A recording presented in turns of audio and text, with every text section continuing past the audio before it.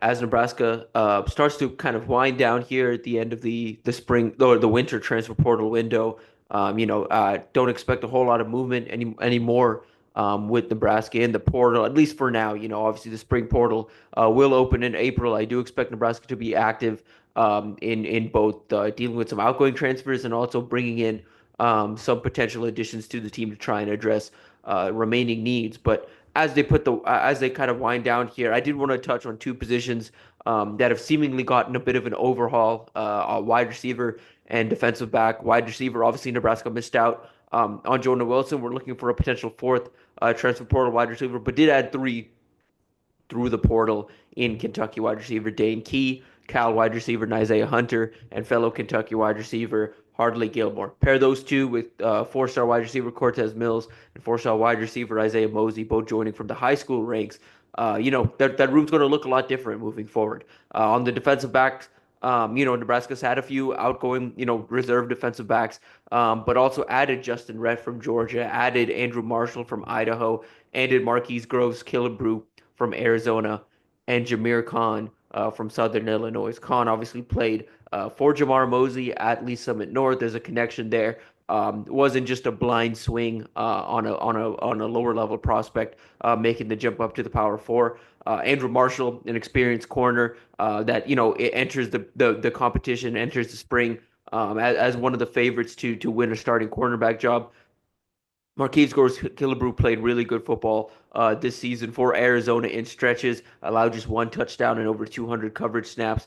And then, you've got Justin Rett, a versatile safety, former four-star prospect out of Bishop Gorman, spent 2 years at Georgia, didn't really see the field, but has athleticism, has a lot of raw, untapped potential. So, he's of the four very much the most wait and see type prospect, just in the sense that we don't really know where he's at in his development at this point. I think the spring's going to be really important for him to kind of figure out where he is.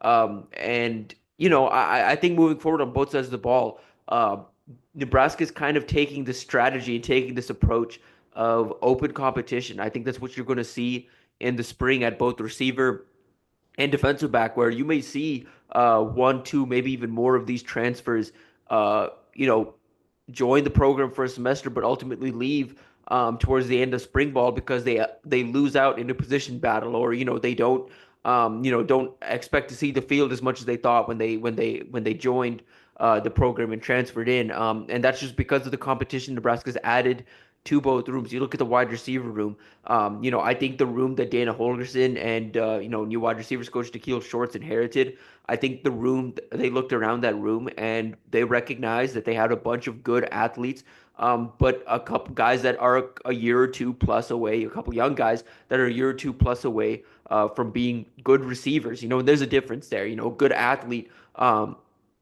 He reaches the athletic metrics, can is a very is test well, does these things well, but doesn't understand the nuances of the receiver position, doesn't really understand where exactly how exactly to break on certain routes, how exactly to adjust to quarterbacks, doesn't understand the little things of the wide receiver position.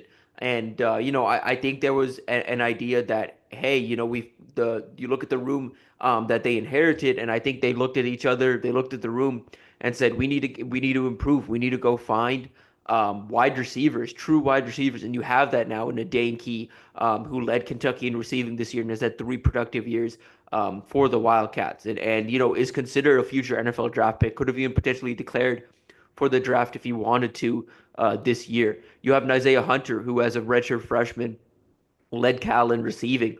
Is a big body that can kind of stretch the field, but also make contested catches in the short and intermediate and down the sideline. Then you have Hardley Gilmore, who is a little raw and still developing, but you look at his film and you look at what he did well at the high school level. He understands the nuances of the wide receiver position. He understands route depth. He understands how to create separation. He understands how to separate from press. He understands releases off the line. I think that's the biggest thing is Nebraska had a group of athletes that can stretch the field and can do specific things, but they didn't know how to beat press. They didn't know how to create separation within routes. They weren't consistent hand catchers. There's all these things that, hey, down the line, these guys might still be productive players for Nebraska, but right now, these guys weren't ready to make the jump needed to step up into roles left behind by Jamal Banks and Isaiah Nair, Isaiah Garcia Castaneda, and a couple others in that room. And so you're looking at, the rest of that room now. You added Cortez Mills, a guy that, is an excellent route runner, understands releases off the line of scrimmage, knows how to separate at the second and third level. Just it has a knack for getting open. Isaiah Mosey, who can line up at wide receiver or running back, has a really good understanding of, what to do with the ball in his hands. Is really good after the catch. Is one of those guys you manufacture touches for and let him kind of create in space. He does little football things well. All these guys are football players first and athletes second. And I think that's a shift you're going to see moving forward in that room where Nebraska's going to stop, not necessarily stop, but we won't see as many swings on athletes that are learning the position or athletes that have, ways to go to learn the wide receiver position. And so I think that's a process you're going to see moving forward, especially when you consider what Nebraska's trying to do. They're trying to surround Dylan Raiola with talent. They're trying to, have wide receivers in space to make plays. And Dana Holgerson's offense, it's about getting playmakers into space. And now they have those playmakers. And I think you're going to see an open competition. I do think Carter Nelson's injury, his hip injury, and that undetermined recovery from that obviously factors into this a little bit, just in the sense that he was a big body outside receiver. They were hoping to have around this spring to continue developing and potentially step into a bigger role. That won't be the case, because he's unlikely to be back in practice until the summer, unlikely to be fully healthy until the summer. And so that's something that Nebraska is going to have to work through at this point. Something they're going to have to manage, and with him out, it does open up this opportunity for some of these transfers, for these guys to step in. I think right now you can expect Key and Hunter to likely start for Nebraska this year. Gilmore could earn some starting reps or at least rotate with Ja'Cory Barney out of the slot, or even outside. Jaron Bonner, where does he factor into rotation? There's a number of names now that you're wondering how they factor into the rotation, what this room's going to look like moving forward. I think it's evolving, and I think ultimately the room will be better for this added competition, but don't be surprised to see more movement in this room moving forward. At defensive back, we talked all season about how Nebraska lacked athleticism, and you look at the four additions they made. The one thing you can say about them is, on top of having some natural defensive back traits, all these guys specifically, or specifically Marshall, Rhett, and Khan, have some natural cover skills, some natural cover ability. You like those guys, dating back to high school. You like what those guys can do on an island, in man coverage, one on one, matched up on an individual. All those guys looked the part and have held up over the years in those one on one situations. But then you look at their athleticism and you look at, kind of their testing metrics and who they are as players. Marshall's a guy that is also a talented returner. And you go and watch his film, and he's keeping up with Big Ten receivers like Evan Stewart, one of the better receivers in the country. You see him kind of keeping up with him when Idaho played Oregon. Jameer Khan, the athleticism kind of jumps off the tape when you watch him. Has some good length, has some explosive ability. Just looks like a natural, twitchy athlete. And then Marquise Gross-Killebrew was a four-star for coming out of high school for a reason. Has continued to have schools take chances on him, even when, early in his career, it wasn't going so well because of his just natural athleticism. And so now he comes to Nebraska with a little experience under his belt, looking to earn, a starting job, a little more playing time, and he'll be in that competition for either safety or a corner spot. Again, that room's getting pretty full, and especially when you factor in the fact that, Deshaun, or factor in the possibility Deshaun Singleton could return for the 2025 season. It's trending that way. It's trending that he's going to have another year of eligibility, and he's going to choose to spend that at Nebraska. We'll see. That's still a work in progress, something that's developing.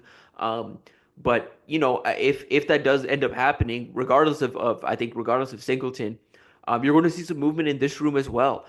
Someone's going to be an odd man out in that cornerback battle. You've got Donovan Jones in there now. You've got Amari Sanders battling Bly Hill, Andrew Marshall, Marquise Gross-Killebrew. Jameer Khan can play corner or safety. I think he'll be battling in a couple of those spots. But he's a guy that I think is a long-term stash and develop guy. Even though he does come with some natural play, of natural ability, he's got to put on some weight. He's got some things to do, and the jump from Southern Illinois to Nebraska is not easy in terms of level of competition and kind of the level of athlete you have to be. So I think he's a stash and develop guy and a guy that I think is going to stick in that room. For a bit. But you look across the rest of that room, in that safety room, someone's going to be left out. That Rover battle is going to be one of the more interesting battles for Nebraska this spring, just because that's a position that defines a lot in this defense. Is really important to what Nebraska wants to do and ultimately is trying to do defensively. Is who mans that Rover position. What that looks like in the future, are they going to try and get more athletic from Isaac Giver? Are they trying to get bigger? Is it Deshaun McCullough potentially take over that position? Is it going to be more of a traditional safety that can defend the run? Is it going to be just a better athlete out there that can cover, can hold his own on an island, but also come downhill? And fit the run in the box like they asked the Rover to do. Um, so on both sides of the ball, they've improved the athleticism, but more importantly, it's not just about getting good athletes; it's about getting good football players. And on both sides of the ball, they've done that. And I think moving forward, that's the philosophy. Is typically under Matt Rule, it's land good athletes, develop them into good football players. Now they're at a point where you're at Nebraska, you're at a Big Ten program, you're at one of the more a true power program. You're at a program with some NIL resources, with some muscle, to kind of flex on the recruiting trail, and with expectations and with goals, and this idea that you want to compete for championships. You can't just take swings on athletes and afford to develop them across 3 or 4 years. They're still going to do that. I think that's not going away. That's still, the lifeblood of Matt Rule programs is athletes that you stash and develop. You're still going to see success stories of guys Nebraska finds and develops and over time, turns into really good athletes. But ultimately, I think moving forward, the priority number one is finding good football players first and foremost at every single position. You saw the success rate with finding a good football player in Ja'Cory Barney, finding a good football player in Vincent Shavers and Keona Davis, and Willis McGahee. Those guys are just true good football players. Matt Rule loved Ty Robinson and John Bullock because they're good football players. It doesn't matter the position. Those guys know how to play football. Those guys understand the physicality of the game. Those guys understand, some of the nuances of the game and how to, the how to use and utilize their frames within the game. And that's something that, they have to prioritize moving forward, and they understand they are prioritizing moving forward. So it's a little shift, but it's a shift nonetheless in philosophy. And again, like I said, there's going to be more shuffling in the room. We'll keep you covered over at Inside Nebraska.